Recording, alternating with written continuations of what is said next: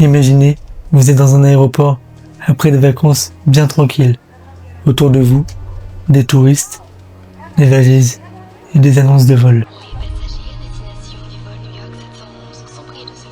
Quand d'un coup, un homme se lève, regarde autour de lui et crie « Je veux pas mourir ici !» juste avant de s'enfuir du bâtiment. Puis vous le voyez traverser le parking et un show. Et plus jamais personne ne l'a revu. Cet homme, c'est Lars Mittank, un Allemand de 28 ans. Et l'histoire que je m'apprête à vous raconter est à la frontière entre la paranoïa, le danger réel et un véritable mystère. On est à l'été 2014.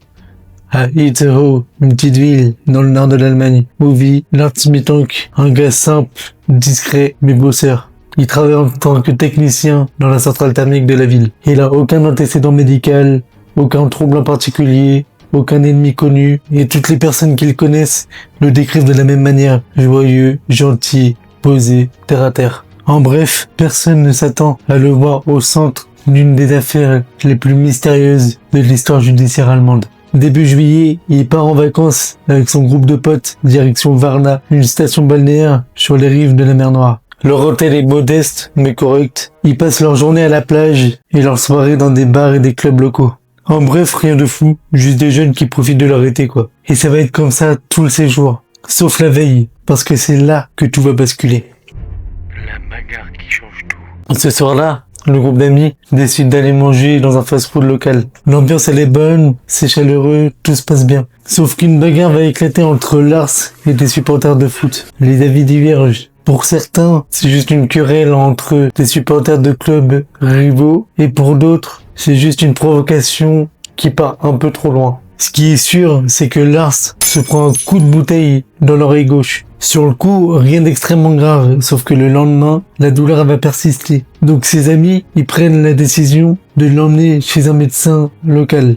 Et le verdict tombe, il a le tympan perforé, et du coup le médecin l'interdit formellement de reprendre l'avion. Parce qu'avec la pression, ça peut empirer sa blessure et par la suite, du coup, devenir grave. Sauf que le problème, c'est que ses amis, ils doivent impérativement rentrer en Allemagne. Et du coup, Lars, en adulte responsable, leur dit « Ok les frérots, y a pas de souci, vous rentrez en Allemagne et moi je prendrai un avion quelques jours plus tard, le temps que ma blessure se cicatrise. » Sauf que c'est à partir du moment où Lars va se retrouver seul que ça va vraiment dégénérer.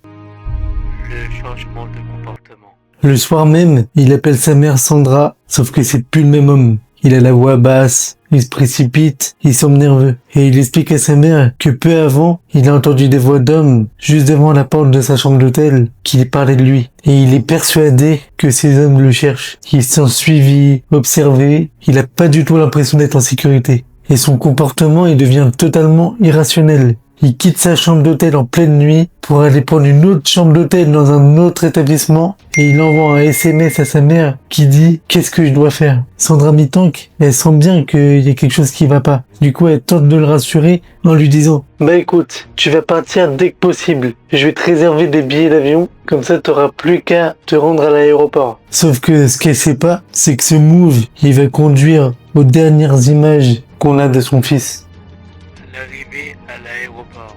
Le matin du 8 juillet, Lars prend un taxi direction l'aéroport de Varna. Et le chauffeur dira plus tard qu'il semblait nerveux, qu'il arrêtait pas de regarder par la fenêtre comme s'il était suivi. Arrivé sur place, Lars, il fonce dans les terminales, il trouve le médecin de service et ce dernier lui confirme que son état est stable. Il pourra sûrement rentrer. À ce moment-là, Lars, il semble relativement calme. Il répond aux questions du médecin, il tient son sac à dos, il attend. Et d'un coup, il a l'air de s'être passé un truc. Une notif sur son tel, des bruits de couloir, on sait pas. Mais Lars, il semblait très stressé. À tel point que le médecin va expliquer que il a été rejoint par un homme. Sauf que c'était juste un employé de la maintenance. Sauf que ça a mis Lars dans un état de panique incompréhensible. La fuite.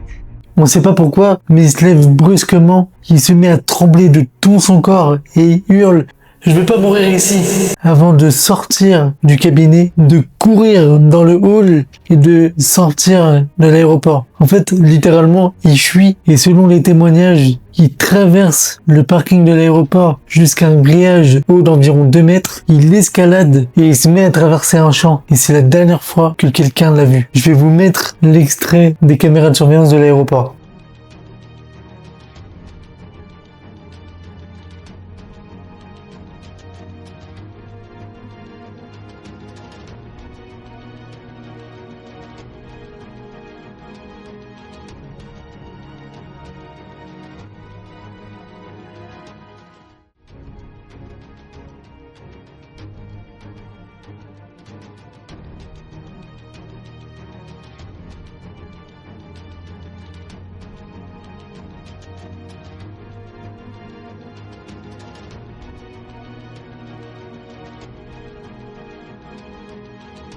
Vous voyez, il court, on le voit courir, mais personne le poursuit, personne l'interpelle, personne cherche à le rattraper. En fait, on sait absolument pas ce qui fuit. Et c'est là tout le mystère de l'affaire.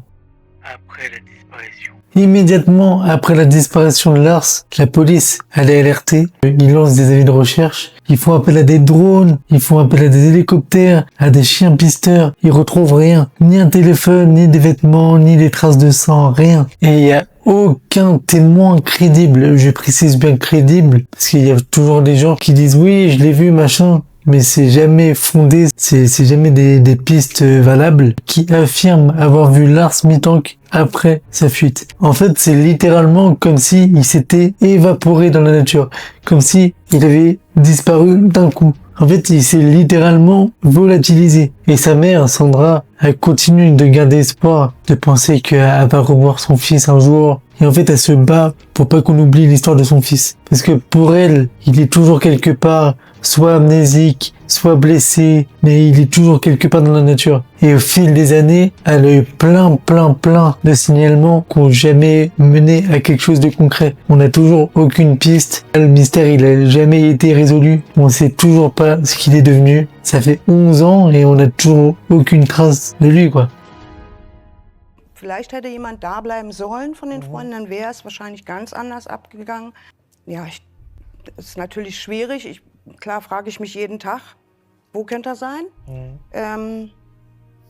Ich habe aber einen festen Glauben daran, dass er noch lebt, aber halt eben nicht weiß, wer er ist. Weil ich sehe, wenn ich einkaufen gehe, ich sehe die Freunde. Klar ist man Tag und Nacht eigentlich immer bei den Gedanken, wo ist der Sohn? Les théories. Et vous imaginez bien, un mystère qui a jamais été résolu, il y a plein de théories qui naissent. Donc on va en voir quelques-unes ensemble. La première, c'est la crise psychotique aiguë. Et c'est ce que la majorité des médecins pensent. En fait, la crise psychotique aiguë, ça peut être dû à du stress, trop de stress, un manque de sommeil, à de l'isolement dans un pays étranger, à de la douleur, parce que du coup il a une douleur dans l'oreille, et surtout aux antibiotiques qu'on lui a prescrits. Parce que ces antibiotiques-là, j'ai pas réussi à trouver le nom, mais ils peuvent causer des effets secondaires très rares, mais très violents, comme des hallucinations auditives, de la paranoïa et de la confusion mentale. Et de ce fait-là, les médecins ils sont persuadés que ce que fuyait Lars, c'était uniquement sa propre peur. Après, la deuxième théorie, c'est qu'il aurait été vraiment poursuivi. Parce que selon des témoins, ils auraient vu des gens fouiller ses affaires. Un groupe d'hommes aurait demandé à plusieurs personnes, il est où Lars? Vous savez qui c'est? Et aussi le fait qu'il change de chambre d'hôtel d'un coup en pleine nuit. Et la troisième théorie que j'ai trouvée, c'est qu'il aurait voulu recommencer sa vie à zéro. Sans papier, sans argent. Mais celle-là, c'est celle dont je crois le moins. En tout cas, même encore aujourd'hui, il y a encore des débats, des théories qui naissent. Donc dites-moi en commentaire ce que vous pensez. Et si la vidéo vous a plu, salut!